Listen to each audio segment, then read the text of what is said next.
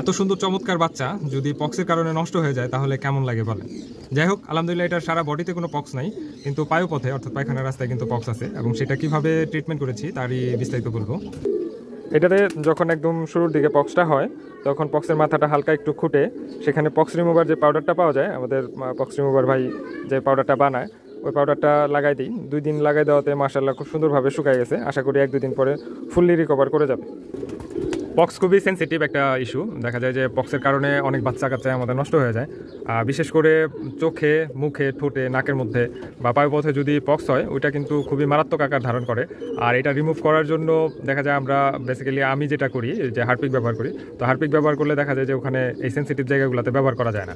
তো pox remover ভাইয়ের pox remover যে পাউডারটা এটা ব্যবহার করে আলহামদুলিল্লাহ খুব ভালো রেজাল্ট পাইছি। এটাতে সাইড এফেক্ট নাই, যেমন চোখে বা পায়ুপথে, ঠোঁটের মধ্যে মানে সেন্সিটিভ যে জায়গাগুলোতে ঘা হয়ে যায় ওখানে ব্যবহার করলেও দেখলাম রেজাল্টটা আলহামদুলিল্লাহ অনেক ভালো।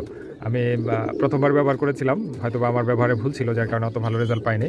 তো এবার এই বাচ্চাটাতে যখন পিছনে হয় পায়ুপথে, তো ওখানে তো পক্স হওয়ার পরে ওখানে তো আসলে হারপিক ব্যবহার করা যায় না, যার কারণে পক্স রিমুভার পাউডারটা ব্যবহার করি এবং আলহামদুলিল্লাহ খুব সুন্দর চমৎকার রেজাল্ট পেয়েছি।